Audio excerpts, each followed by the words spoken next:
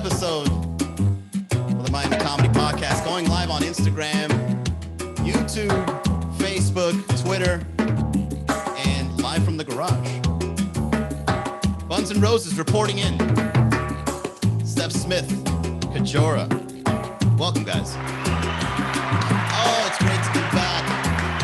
Oh, I gotta admit, guys, I've missed going live and talking shit. And what other topics should we touch upon than going back to school, man? Do you guys miss school? I don't miss it one bit. As a matter of fact, I used to be very anxious before I'd head out to school. You know why? I never got along with anyone on the bus. I was an extremely awkward kid. And every time I showed up, there's always some cute girl. Oh, I sound like a pedo now. I was young. There was always some cute girl that always broke my heart in school. And to this day, I still laugh at the fact that I was that kind of guy that wore my heart on my sleeve. That's the worst feeling ever as a kid, when you like a girl for no reason. Like, I look back at all the crushes I had when I was a young child, and I think to myself, what was it about her? That's probably why I still have some unresolved relationship issues in my current life. I think it's because as a kid, I never got the crush. As a matter of fact, did I ever get the crush? No, I don't think I did. I never got the crush. Holy shit. We just uncovered something pretty big, everybody. What's up, Jake? Shout out to Jake over from Pilos. Deviant666, one of my favorite memers. Manny always is in girls' panties. Yeah, dude. I mean, Jake, you're calling the kettle black here, okay?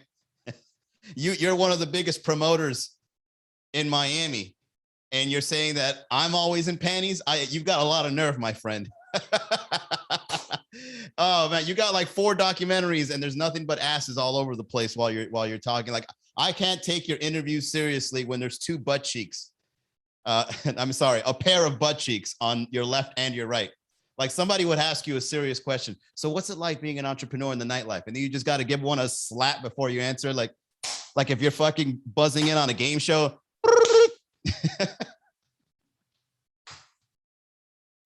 Shout out to Jake Infamous, guys. G1010, welcome to the chat. We're here talking about nightlife people and going back to school. Deviant says, you got to go back and fuck them. It's the only way to make it right. Hey, you know what? This is a great topic, guys. This is what a way to start the show. Holy shit. Yeah. How did you guys manage your childhood crushes? Did you get the crush? Did you manage to get the crush?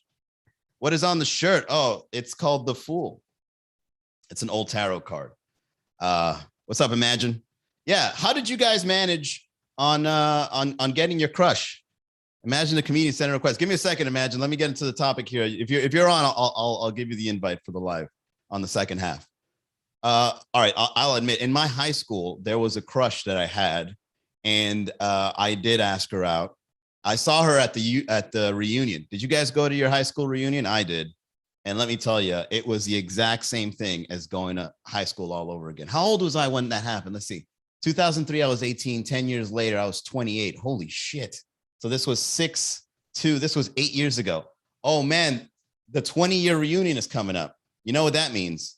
If your 20-year reunion or your 10 or your 30-year reunion is coming up, you better start making plans on clapping some crushed cheeks. You know what I'm saying? Because that's the best, like Deviant says, that's the best revenge. If you go back, if you see your crush again and you're living better, your chances have doubled, if not tripled, to clap those cheeks. So make sure you make your plans. All right. Lose a couple pounds, get a nice watch, nice haircut, get yourself a nice t-shirt, go over there to your reunion and just start macking it. You're not going to see her again for another, or him. You're not going to see him again for another 10 years. You're fine. Go in there. Just fuck everybody. Hey, yo, Manny, what's up? How's it? Yeah, shut the fuck up, man. I'm here to talk to Samantha. Yo, what up, Samantha? You looking real nice and thick. You pregnant? Oh, no, this ain't going to work out. Sorry, baby girl. I'm out. You pregnant again? Oh, my God. From the same baby daddy. What happened? Yo, aren't all your high school crushes pregnant? Isn't that crazy? You know? You're up on your way of becoming a stepdad. Yeah, don't fuck your chances up. That's totally true. What's up, Dano? Jay Lopez, what's up? Gring Danielle, what's up? You got to go back and yeah. So, all right, let me get back to the story. I don't want to get too sidetracked.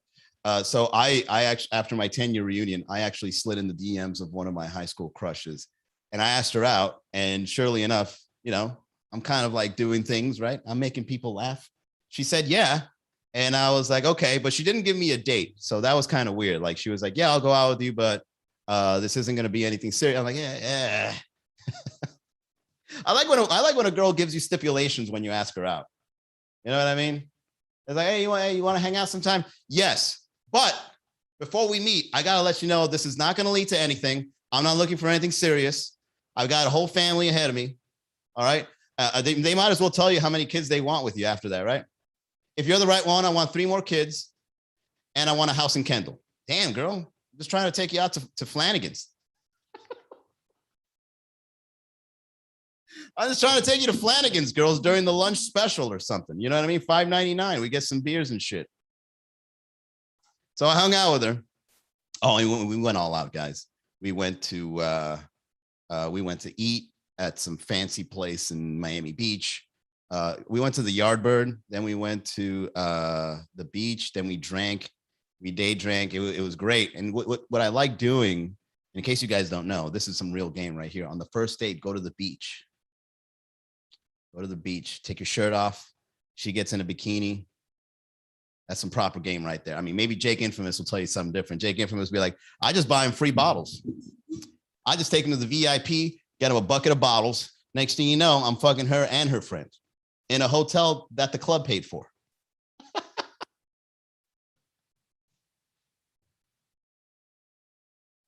That's what sucks about it. That's what sucks about living as a comedian, man. You're like at the bottom of the rung of fucking entertainment, and then someone like Jake Infamous shows up and just takes your girl, all connected and shit, showing up in documentaries. Like, God damn it, man. I work so hard. And then Jake just shows up and takes it. Yeah. So what you do is you take them to the beach, and then when you're at the beach, you then start kind of like finagling your way into in the water. And there's something about the water that you gotta, like, I don't know, people just make out in the water, right? You're there splashing about, and you're like, hey, we're half naked. We're in the ocean right now. And then you just start, doing some cuddling in the ocean. Next thing you know. Now, did that happen with my crush? No. Although she wasn't much of a crush at the time. I actually felt like I leveled up a little bit, She's got to win me over too, which is a great position to be in, by the way.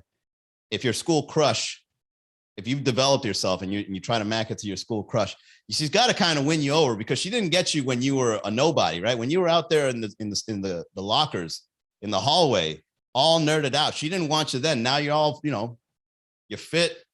Your beard is growing in nicely, right? You got a nice little 5 o'clock shadow like myself. And then she's got to win you over. That's a great position to be in, man. So, but here's why it didn't work out. She started playing hard to get. And I kind of don't chase. I'm sorry, ladies. I don't chase. All right. I never chased for the school bus. I never chased. Well, maybe in school I was, but I never chased any girl that gave me a hard time. Like, once a girl starts playing games, it's like, oh, not you too. Oh, no. I get so turned off when a girl wants me to chase her. It's like, oh, come on, baby. We're 30 plus years old. No, but how do I know it's real?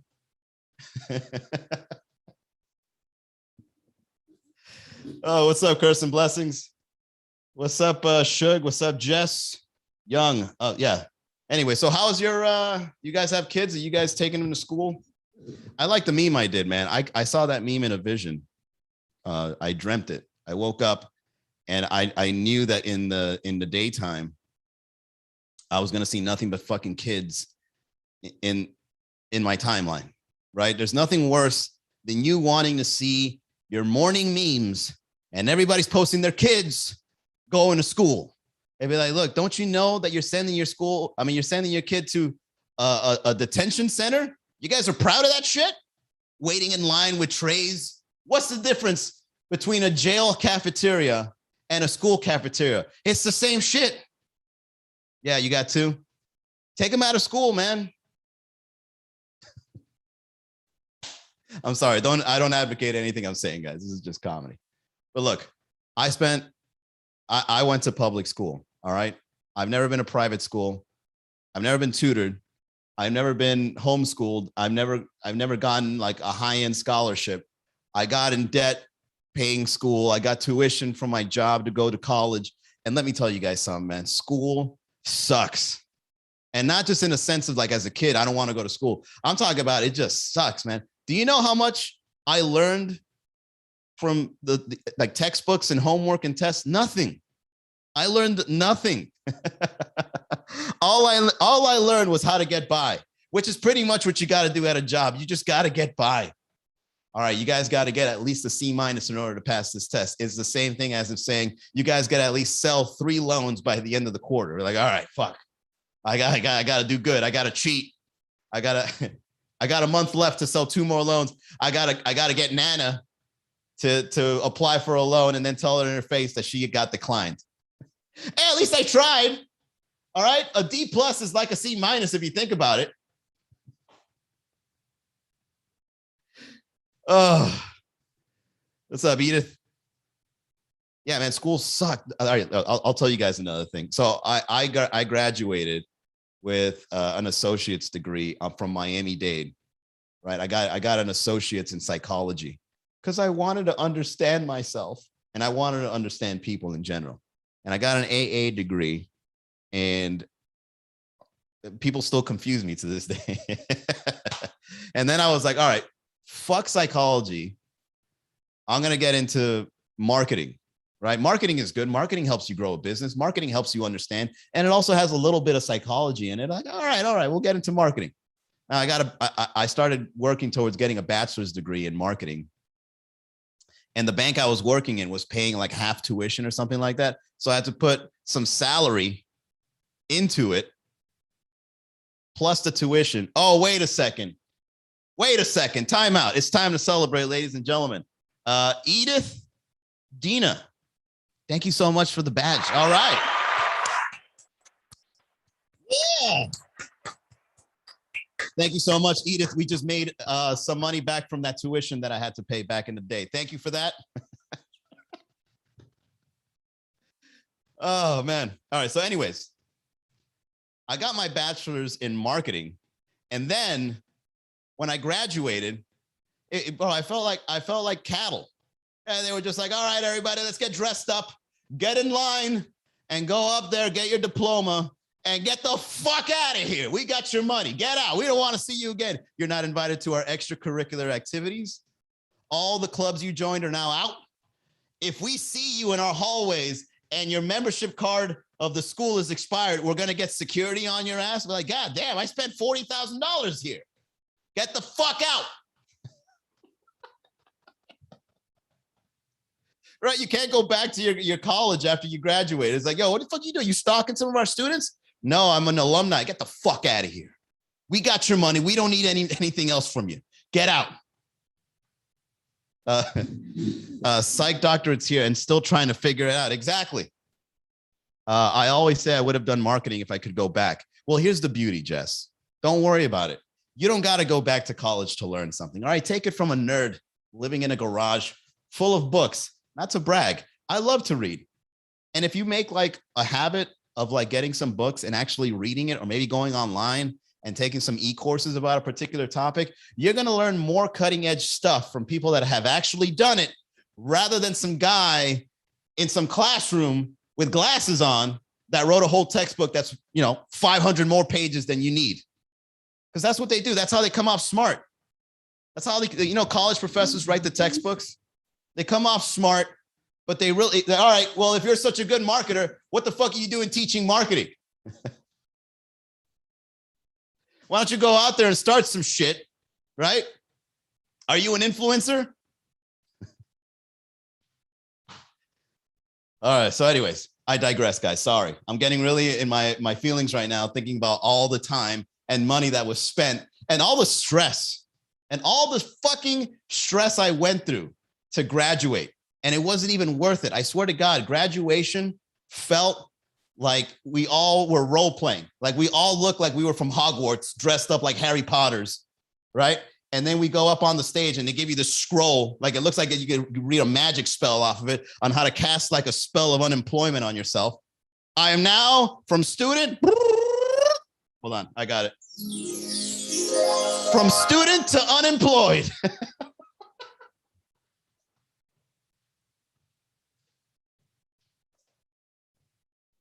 Oh, we're having fun today, guys. This one's fun.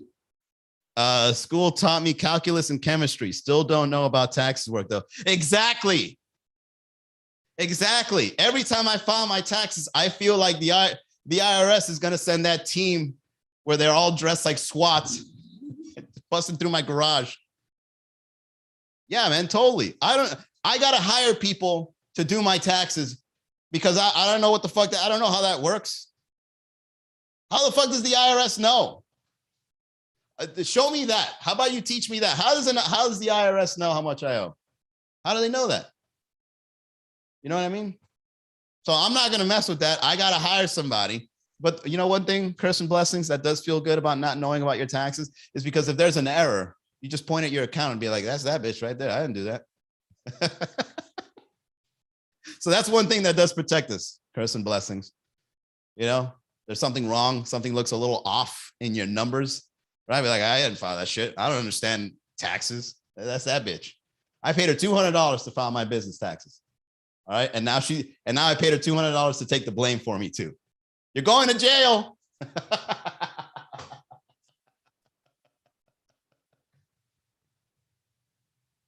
$200 to take the blame. That's funny. Jess says, crazy. I spoke publishers, writers today. They said dollar isn't selling to school. But yeah, I digress. Spell of unemployment. Yeah. Yeah, guys, look, take your kids out of school. Here's what I would do. If I was ever a parent, which I'm not going to be, I hope, I would recommend you got to find out what your kid is good at. Okay, you got to find out what your kid is good at. And then you then got to double down in making sure that that kid learns the skills of what he enjoys. So I'll give you an example. If your kid likes numbers, right? If you give him the whole Johnny has 2 apples, you take away 1. How much is the other? He's like 1. They're like, this kid's a mathematician. Holy shit. We got to get this kid into calculus ASAP. That's what I would do. I would try to figure out what my kid is really good at naturally. Double down on showing him that. But of course, you then got to teach him how to write, how to read, how to spell, right? And I don't got the patience for that shit. So, you hire a tutor, right? Hey, I need you to teach my kid how to read, write, and spell ASAP so that I can teach him the real skills of life. Like, I don't know, like how to do comedy. Like how to say funny things to get into some pants when he's an older gentleman. You know what I'm saying? Real, tangible skills. I think I said this before on a podcast. I think one of the biggest skills that you can teach your kid at an early age is how to roast people. Yeah, if your kid is really good at TikTok, you're all set. Exactly. You teach them the skills on how to do killer social media. Your kid will be killing it. Yeah, calculus, fuck calculus. My kid is 6 years old. He's got 2 million followers on TikTok. Killing it, right? I think I've said this before. One of the biggest skills that you can teach your child is how to roast people, how to insult them playfully.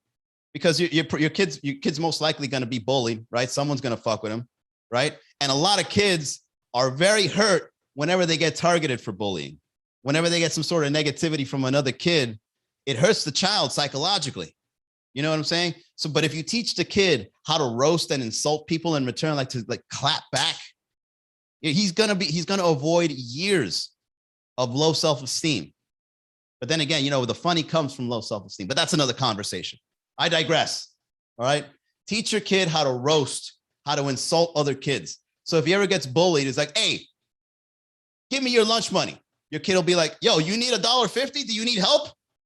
Can somebody start a charity for this kid? This kid is in need of $1.50. He's trying to get my dollar. Here, I'll give it to you. That's my act of charity. All right. Should we call Child Protection Services while we're at it? Huh? If you need $1.50 that bad, I'm sorry.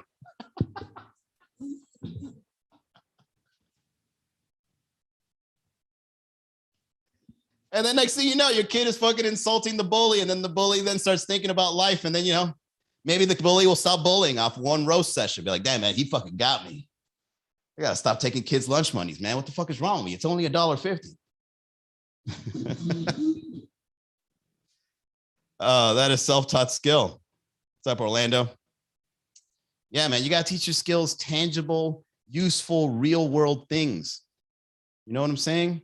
Find out what your kid is good at and then teach him some stuff from that. But you also got to give him the flexibility to kind of like, you know, maneuver away from it if he or she changes their mind later on, right? Which is normal. People change their mind as they grow, but at least they know how to learn, right? It's simple. You immerse yourself in what it is you want to be good at, and then next thing you know, you're doing it. That's it. All right. Before we get to the second half of the show, ladies and gentlemen, let's do the reads. Okay. My sponsor and friend, Ellie Uvinas, is a health insurance agent and a subject matter expert in the world of health insurance. So use him as a resource. If you have questions, he has answers. The people he helps the most are those who do not have health insurance because they believe it to be unaffordable, and those who do have health insurance and are complaining about how much it costs. He can help anyone, anywhere with anything regarding their health insurance. So call him today, 305-335-3944. eliu.vinas@ushadvisors.com is his email. Reach out to him. He helped me. I'm self-assured that no matter what happens, I'm covered. You know how good my health insurance is because of LU? I went to go get a checkup and they sent me a check. When I got a check for like $119, I'm like, oh shit, I'm going to go on vacation. Thank you, LU. Appreciate it. All right. Jumping back in. What's up, Dabo? All right. So what are some of the life skills that you can teach a kid? Social media. Fuck it. I teach my kid that. Right? Dominate the popularity game one meme at a time. You imagine a kid writing memes about school lunch, about the local bully. Can you imagine your kid roasting somebody through memes on their Instagram? Your kid just walks in, everybody starts clapping. Yo, you fucking got Sarah, man. That meme this morning was amazing. He's just there walking in with his Ninja Turtle shirt on. It's like, yeah, you know, I'm a funny guy. My dad taught me how to write memes and talk shit. Hell, he could probably even like bring that up as a show and tell, right? Wouldn't that be awesome? All right, kids, let's do a show and tell. What would I call my kid? Jaden. Jaden Garavito, come on up. You are going to show us the skills of talking shit. Yeah, my daddy said if you get in front of a microphone and you just let it go, some funny shit comes out every once in a while. The trick is you gotta be honest. Like, I hate this class, but I still gotta come here because, you know, I got a crush on Sarah, and you know she keeps she keeps leaving me on red. You know what I'm saying? So I'm like, yo, Sarah, I'm gonna talk shit. I gotta let the people know that you're breaking my heart, leaving me on red. I'm only 6 years old. Why are you hurting kids like that? What does that say about you as an adult, Sarah? All right, grow up, respond. Thank you, ladies and gentlemen. All right, podcasting with Jaden Garavito. Thank you for that. And then Jaden walks down the aisle, be like, yo, I'm fucking serious, Sarah. You better respond, man. Quit playing. All right. Sorry, I kind of went on a tangent with that one. What's up, Vic? AQP.Z. I'm excited, man. I'm excited because I'm back from New York. I'm just happy. You know, when you picture this, guys, being happy for no reason is an amazing, that's actually a great skill you can teach your kids. How to be happy for no reason, because that's how I'm feeling right now. I'm happy because I'm back from New York and I'm going back to doing live stand-up comedy, starting with tonight. Oh, look at that segue. Great segue. I'm going to be over at the Red Bar tonight along with some friends. It's the last night Rudy Wilson is hosting. In case you guys don't know who Rudy Wilson is, he was my co-comedian in the show, in the series Respect the Light on Amazon Prime. One of the funniest guys. He lives in Jacksonville now because he sold out. He lives in Jacksonville now, but he's in Miami currently, and he's been hosting our shows for the last couple of weeks.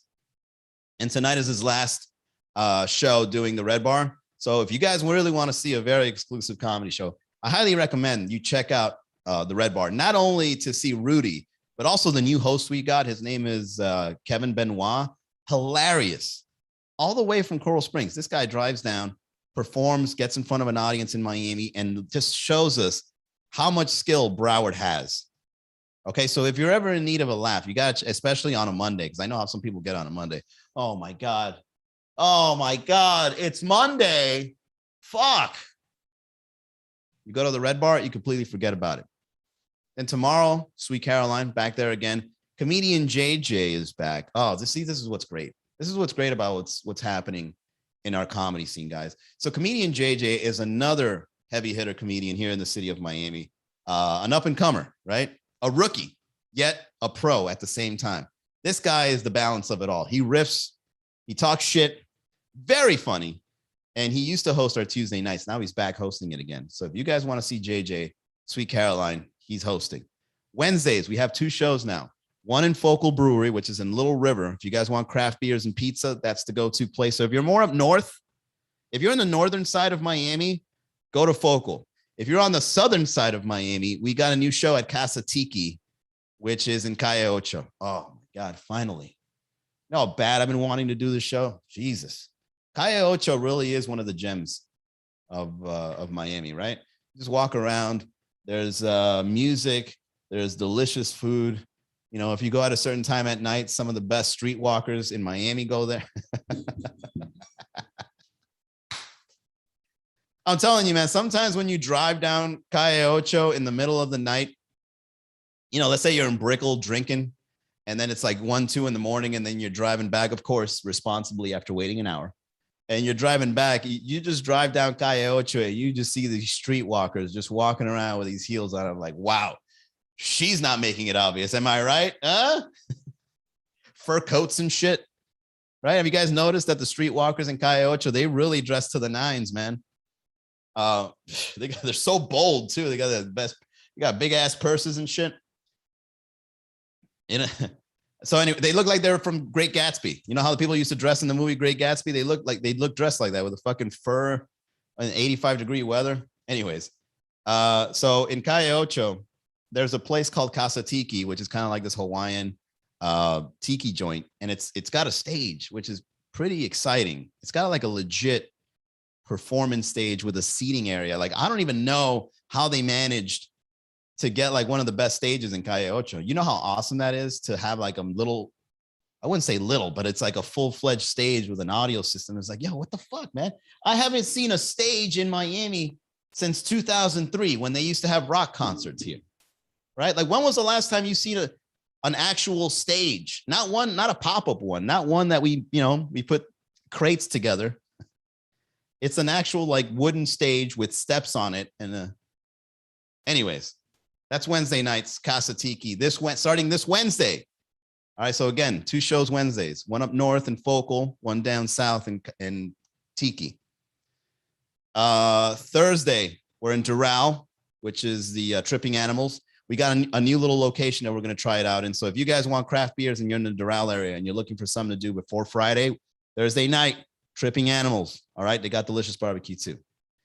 Last but not least, our Sunday night show, ladies and gentlemen. Oh, this one right here, I've been waiting since COVID. All right, I'm going to tell you the backstory and then I got to go. In 2019, we got word that a brand new bar is being opened by the people of Red Bar and Sweet Caroline. Now, in case you guys don't know who they are some of the best bar operators in Miami, because not only are they well run and operated, but they're also very cool themed bars. Like Red Bar is a cool theme. Sweet Caroline Karaoke Bar is a cool theme. Like very original, like this is what Miami is lacking kind of thing. And so I got word that they're opening up this thing called, this bar called Tipsy Flamingo Cocktail Bar. And I'm like, yo, we're going to get a Sunday night show. This is awesome. Right. So a year later, you know, they're getting the location set up. They're getting the paperwork, getting everything ready. And then COVID hits. And then that's put on pause for like a whole last year. And then when 2021 comes around, I'm there rubbing my hands like, so when's that Tipsy Flamingo opening? And they're just like, I don't know. And I'm like, damn, man, I really want one of your bars to feature our Sunday night show. And finally, after months, no, not even, after years of waiting, ladies and gentlemen, this Sunday, we are at Tipsy Flamingo. I think we're the first event because their friends and family event is in September.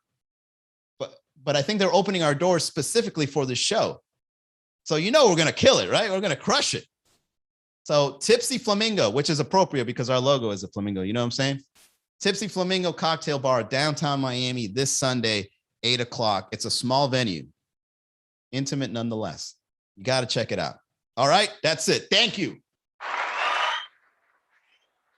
I'll see you guys on the next episode of the Miami Comedy Podcast. If you enjoyed this, go to miamicomedy.com/podcast. And yeah, I'll see you guys soon. Have a great night. Bye, y'all.